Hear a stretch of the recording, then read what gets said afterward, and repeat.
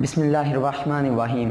अस्सलाम वालेकुम अज़ीज़ तलबा इकराम, उम्मीद करता हूँ कि आप सब खैरियत से हैं। जैसा कि आप सब लोग जानते हैं कि Oxford group of colleges and schools ने अपनी ऑनलाइन क्लासेस का आगाज़ काफ़ी अरसा से कर दिया हुआ है, तो हम लोग भी आज इसी सिलसिला में एक नए कोर्स का आगाज़ करेंगे जो कि है अप्लाइड थर्मोडायनामिक्स।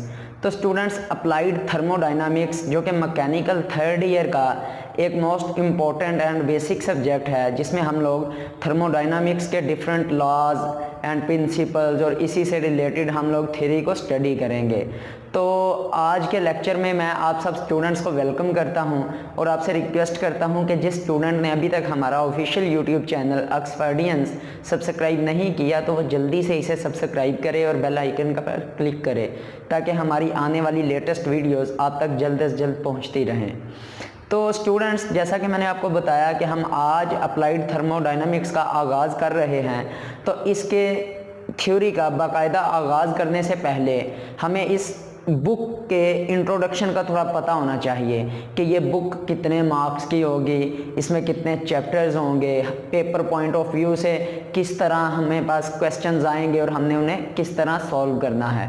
तो चलिए मैं आपको इसके बारे में थोड़ा जर्नल सा बताता हूँ कि अप्लाइड थर्मोडायनामिक्स, जिसका कोड है MECH 323, मैकेनिकल 323 अप्लाइड थर्मोडायनामिक्स। तो ये जैसा कि मैंने पहले बताया कि DAE diploma of associate engineering mechanical third year का कोर्स है, जिसमें स्टूडेंट्स आपके इस बुक के जो टोटल मार्क्स होंगे वो होंगे 150 150 नंबर की ये किताब है, जिसमें थ्योरी के हमारे पास हैं 100 नंबर और 50 नंबर के होंगे हमारे पास प्रैक्टिकल। ठीक है, अब हमने अपने लेक्चर्स में इस पोर्शन को कवर करना है। इसका जो पेपर होगा, जो आपने एनुअल पेपर सालाना इम्तिहान देना होता है, वो 100 नंबर का पेपर होगा।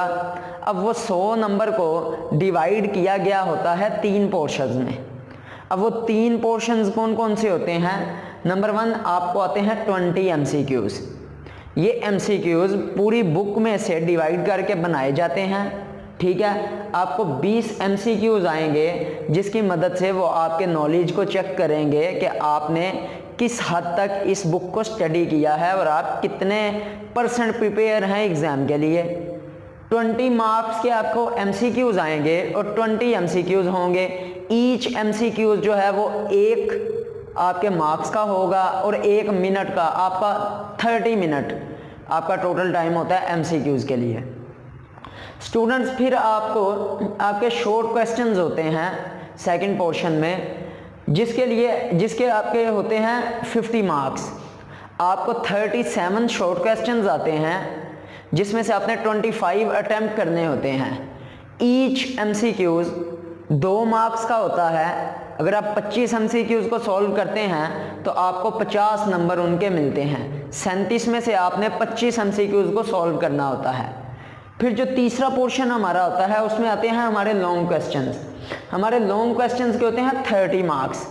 स्टूडेंट्स, हमें पेपर में 5 लॉन्ग क्वेश्चंस आते हैं, जिनमें से हमने 3 लॉन्ग क्वेश्चंस अटेम्प्ट करने होते हैं।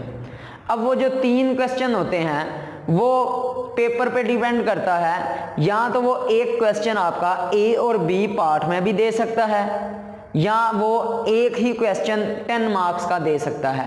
तो 10 मार्क्स के 3 क्वेश्चंस होते हैं जो हम लोगों ने सॉल्व करने होते हैं। तो यूं हमारा जो पूरा पेपर है वो हो जाता है 100 मार्क्स का, 100 मार्क्स। इसी तरह फिर 50 नंबर आपके प्रैक्टिकल के होते हैं। जो प्रैक्टिकल आपका एग्ज़ाम होता है, जिसमें आपके 2 एग्जामिनर होते हैं। एक आपका कॉलेज का इंटरनल एग्जामिनर होता है, एक आपका एक्सटर्नल एग्जामिनर होता है जो बोर्ड की तरफ से भेजा जाता है, जो आपका प्रैक्टिकल का पेपर लेते हैं, आपकी कॉपीज़ चेक करते हैं, आपका वाइवा होगा, उसके बाद आपको ये 50 नंबर मिलेंगे। ठीक है, इसी तरह ही इन 50 नंबर को भी उन्होंने डिवाइड किया होता है इसी तरह डिफरेंट पोर्शंस में। तो स्टूडेंट्स, ये तो था जर्नल सा ओवरव्यू बुक का कि ये book DAE diploma of associate engineering mechanical third year की है। 150 नंबर इसके टोटल हैं, जिसमें 100 नंबर थ्योरी के हैं और प्रैक्टिकल के कितने हैं जी? 50 नंबर। अब स्टूडेंट्स, हम लोग कुछ देखते हैं कि इसमें चैप्टर्स कितने होंगे, किस चैप्टर में हम क्या स्टडी करेंगे। और जब हमारी ये applied thermodynamics MECH 323 book complete हम स्टडी कर लेंगे तो हम कितने कैपेबल होंगे कि हम क्या क्या चीज़ों को ऑब्जर्व कर सकते हैं। तो स्टूडेंट, इसके जो ओवरऑल 9 चैप्टर्स हैं जिनको हम 1 बाय 1 टॉपिक बाय टॉपिक यहाँ पे स्टडी करेंगे, तो उसमें जो चैप्टर नंबर 1 है वो है हमारा इंट्रोडक्शन। इंट्रोडक्शन किस चीज़ का है? इसमें हम लोग स्टडी करेंगे कि थर्मोडायनामिक्स बेसिकली क्या चीज़ है, कौन सी साइंस है, इसमें हम लोग किन चीज़ों को अप्लाई कर सकते हैं, किन चीज़ों पर इसे अप्लाई कर सकते हैं। उसके बाद हम लोग थर्मोडायनामिक सिस्टम को स्टडी करेंगे कि सिस्टम क्या होता है, सिस्टम की बाउंड्री क्या होती है, सिस्टम कौन कौन से होते हैं, जिस तरह ओपन सिस्टम आता है, क्लोज सिस्टम आता है, आइसोलेटेड सिस्टम आता है। फिर हम सिस्टम की डिफरेंट प्रॉपर्टीज़ को स्टडी करेंगे, उसकी एक्सटेंसिव प्रॉपर्टी क्या होती है, उसकी इंटेंसिव प्रॉपर्टी क्या होती है। फिर हम लोग इसमें डिफरेंट टेम्परेचर, प्रेशर, वॉल्यूम, इन सब चीज़ों को 1 बाय 1 हम लोग स्टडी करेंगे अपने लेक्चर्स में। तो यूँ हमारा चैप्टर नंबर 1 जो है वो कंप्लीट होगा। इसमें हम सैम्पल प्रॉब्लम्स को स्टडी करेंगे ताकि किसी भी किस्म की हमें कन्फ्यूजन ना हो एग्ज़ाम में। फिर जब हम चैप्टर नंबर 2 पर आएंगे, जो कि बुक का चैप्टर नंबर 2 है, laws and properties of perfect gas. ठीक है, हम लोग इसमें क्या स्टडी करेंगे? इसमें हम लोग स्टडी करेंगे कि परफेक्ट गैस क्या होती है, उसकी प्रॉपर्टीज क्या हैं, परफेक्ट गैस के लॉज कौन कौन से हैं, जैसे Boyle's law, Charles law, Gay Lussac law. फिर हम इन लॉज की एप्लीकेशन को देखेंगे कि ये लॉ किन किन चीज़ों पर अप्लाई होते हैं, क्योंकि थर्मोडायनामिक हमारी रोज़मर्रा ज़िंदगी में अप्लाई होती है। तो हम देखेंगे कि कौन सा फिनोमिना किस चीज़ पर हमारा अप्लाई होता है। तो हम चैप्टर नंबर 2 जब स्टडी करेंगे, जब हमें पता चल जाएगा कि परफेक्ट गैस क्या है, परफेक्ट गैस के कवानीन कौन कौन से हैं, इसकी एप्लीकेशन क्या है, तो तब हम लोग इस रिज़ल्ट पर पहुंच जाएंगे, इस नतीजे पर पहुंच जाएंगे कि हम ऑब्ज़र्व कर सकेंगे कि प्रेशर कुकर जो है हमारा, उसमें कौन सा लॉ अप्लाई हो रहा है, जो हमारी टरबाइन है उस पर कौन सा लॉ अप्लाई हो रहा है, जो हमारे इंजन्स हैं उस पर कौन सा लॉ अप्लाई हो रहा है, इसी तरह हमारे बॉयलर्स पे परफेक्ट गैस का कौन सा लॉ अप्लाई होता है।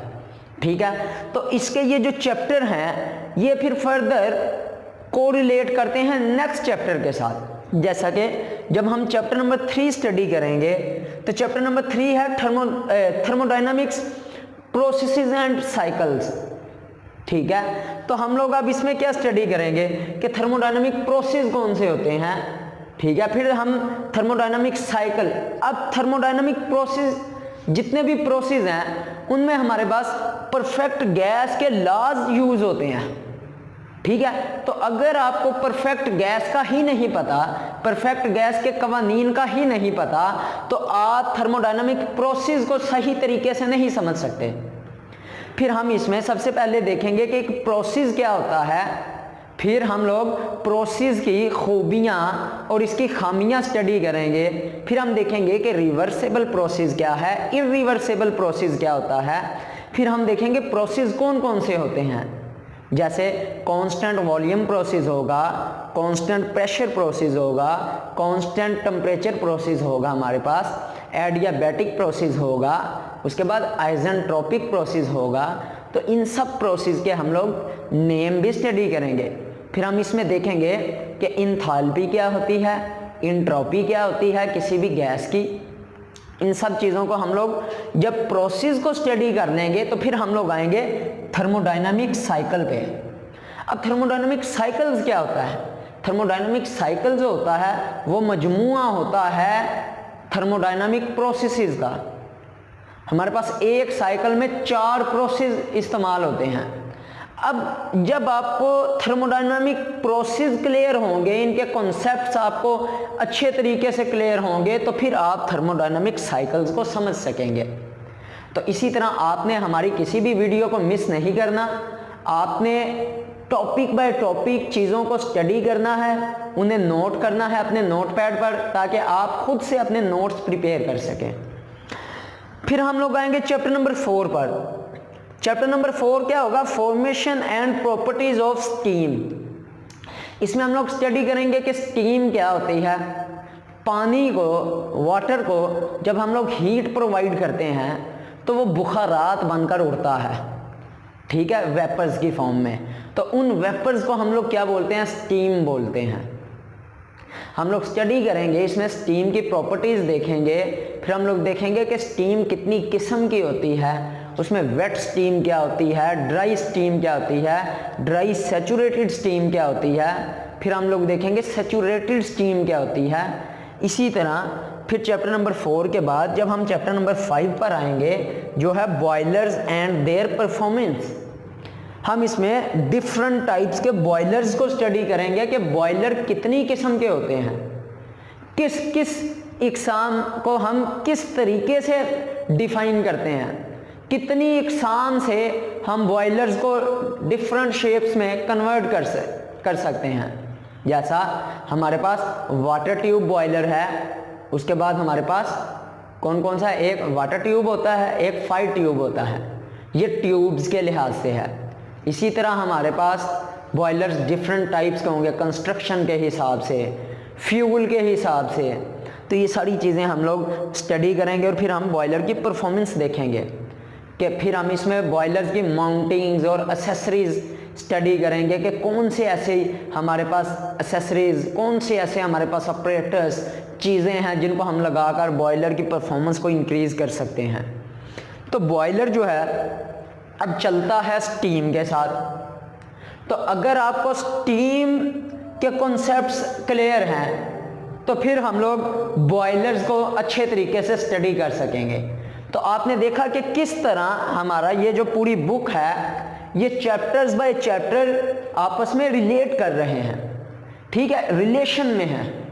कोई आपको अगर किसी एक कॉन्सेप्ट पे नहीं समझ आती तो आप नेक्स्ट जो हमारा टॉपिक होगा उसे बेहतर तरीके से नहीं समझ सकेंगे। लेकिन आपने परेशान नहीं होना, आपको वीडियो के दौरान अगर किसी चीज़ की समझ नहीं आती तो स्टूडेंट्स आपने कमेंट बॉक्स में जाना है और अपनी उस कन्फ्यूजन को वहाँ पे आगाह करना है हमें, ताकि हम नेक्स्ट वीडियो में आपकी उस कन्फ्यूजन को क्लियर कर सकें। फिर हम जब चैप्टर नंबर 6 पर आएंगे तो वो होगा steam and gas turbines. Turbine हम लोग फिर स्टडी करेंगे कि क्या होती है, ठीक है। बॉयलर से जब हम स्टीम लेते हैं उस स्टीम को हम लोग, स्टीम की जो मैकेनिकल एनर्जी होती है उसको हम टरबाइन से फिर मैकेनिकल एनर्जी लेते हैं, उसके आगे टरबाइन के आगे फिर हम जनरेटर लगाकर मैकेनिकल एनर्जी को इलेक्ट्रिकल एनर्जी में हासिल कर लेते हैं, जो हमारे पास इलेक्ट्रिक पावर की शेप में हासिल हमें मिलती है, जिससे हम लोग फर्दर यूज़ कर सकते हैं। हम उसे अपने हाउस यूज़ के लिए, हम उसे कमर्शियल यूज़ के लिए। तो हमें पता होना चाहिए कि स्टीम टरबाइन क्या होती है, गैस टरबाइन क्या होती है, स्टीम टरबाइन में किस तरह के फंक्शंस होते हैं, उसके पार्ट्स कौन से होते हैं। इसी तरह गैस टरबाइन का क्या प्रिंसिपल है, किस तरह गैस टरबाइन वर्क करती है, गैस टरबाइन के कौन से पार्ट्स हैं। तो हम चैप्टर नंबर 6 में इन टरबाइंस को स्टडी करेंगे। फिर हम लोग मूव करेंगे चैप्टर नंबर 7 पे। चैप्टर नंबर 7 हमारा है students internal combustion engines. Internal combustion engines, हमने इंजन को दो तरह के इंजन हम लोग पढ़ते हैं, एक्सटर्नल कंबस्टन इंजन और internal combustion engine. External combustion engine क्या होता है कि जिसमें फ्यूल के जलने का अमल सिलेंडर से बाहर होता है, इनसाइड द सिलेंडर होता है। इसकी मिसाल क्या है, एग्जाम्पल क्या है, हमारे पास पुराने ज़माने में कोयला से चलने वाले इंजन होते थे, देखा उसमें हम कोयला थ्रो करते थे तो कंबस्टन होती थी तो इंजन चलता था। वो कंबस्टन का अमल जो है सिलेंडर से बाहर होता था, तो हम उसे क्या देते थे, एक्सटर्नल कंबस्टन इंजन। इसी तरह हमारे पास जो 7 चैप्टर है वो है इंटरनल कंबस्टन इंजन्स, कि ऐसे इंजन्स जिनमें फ्यूल के जलने का अमल, कंबस्टन का अमल सिलेंडर के अंदर होता है, वो कौन से होंगे, हमारे इंटरनल कंबस्टन इंजन्स। अब इंटरनल कंबस्टन इंजन्स में इस चैप्टर में हम स्टडी करेंगे 2 स्ट्रोक इंजन और 4 स्ट्रोक इंजन क्या होता है, गैस इंजन और diesel, auto petrol engine, diesel engine, gas engine कौन कौन से होते हैं, ठीक है। फिर हम लोग इनमें इनके साइकिल देखेंगे कि कौन सा साइकिल, कौन सा थर्मोडायनामिक साइकिल किस इंजन की एप्लीकेशन है, किस साइकिल पर वो इंजन काम करता है। तो अगर आपको थर्मोडायनामिक साइकिल्स के कॉन्सेप्ट क्लियर होंगे तो आपको इंजन की समझ आएगी। तो यहां तक फिर हम लोग चैप्टर नंबर 8 में मूव करेंगे एयर एंड गैस कंप्रेसर्स। अब यहां पे हम स्टडी करेंगे कंप्रेसर क्या होता है। कंप्रेसर भी एक मैकेनिकल डिवाइस है जो क्या करता है कि गैस या हवा के जो प्रेशर होता है, प्रेशर और टेम्परेचर को इंक्रीज करता है। किस तरह, जब हम उसके वॉल्यूम को डिक्रीज करते हैं, उसके वॉल्यूम को कम करते हैं, उसको कंप्रेस करते हैं, तो क्या होगा कि जो हमारे पास गैस या एयर होती है उसका जो टेम्परेचर और प्रेशर है वो इंक्रीज हो जाता है। तो कंप्रेसर इसके नाम से ही जाहिर है कि कंप्रेस करने वाला। तो हम लोग स्टडी करेंगे कि एयर एंड गैस कंप्रेसर्स कौन से होते हैं, इनकी टाइप्स क्या हैं, इन पर कौन से प्रोसेस एंड साइकिल्स अमल करते हैं, ये किस प्रोसेस एंड साइकिल के असूल पर चलते हैं। फिर हम लोग लास्ट चैप्टर पर आएंगे, चैप्टर नंबर 9, जो कि है refrigeration and air conditioning. Refrigeration से आजकल आप लोग वाकिफ़ हैं कि हम लोग चीज़ों को काफ़ी अरसा तक स्टोर करके इस्तेमाल कर सकते हैं, वो हमारा क्या होता है, रेफ्रिजरेशन। जैसे हमारे आजकल फ्रीज़र या फ्रिज होती है, उसमें हम लोग चीज़ों को स्टोर कर लेते हैं। हम लोग कोई खाना बनाकर उसे 2 से 3 दिन तक इस्तेमाल कर सकते हैं, तो वो क्या है जी, रेफ्रिजरेशन। अब एयर कंडीशनिंग भी इसमें हम लोग स्टडी करेंगे। जैसे गर्मियों में हमें रूम में गर्मी महसूस होती है तो हम लोग एसी इस्तेमाल करते हैं। इसी तरह सर्दियों में जब हमें ठंड ज़्यादा लगती है तो हम लोग हीटर इस्तेमाल करते हैं। तो एसी और हीटर जो हैं वो एयर कंडीशनिंग के एग्जांपल्स हैं। तो हम लोग इसमें स्टडी करेंगे कि हम लोग किस तरह रेफ्रिजरेशन करते हैं, किस तरह एयर कंडीशनिंग करते हैं, इनके हम लोग प्रॉब्लम्स सॉल्व करेंगे। तो इस तरह हम लोग chapter by chapter, topic by topic students अपनी अप्लाइड थर्मोडायनामिक्स जो है उसको कंप्लीट करेंगे, ताकि आपको एग्ज़ाम पॉइंट ऑफ व्यू से किसी किस्म की मुश्किल का सामना ना करना पड़े। तो मैं उम्मीद करूंगा कि आप लोग हमारे साथ इसी तरह जुड़े रहेंगे। आप अपने इन लेक्चर्स को अपनी भरपूर जिम्मेदारी के साथ सुनेंगे, इनको तैयार करेंगे और अपने नोट्स प्रिपेयर करेंगे। तो स्टूडेंट इंशाल्लाह हम लोग अपने नेक्स्ट लेक्चर में चैप्टर नंबर 1 से अप्लाइड थर्मोडायनामिक्स का बाकायदा आगाज़ करेंगे। तो मेरी आप सब लोगों से रिक्वेस्ट है कि आप तब तक अपना ख्याल रखें और हमें इजाज़त दीजिए। अल्लाह हाफिज़।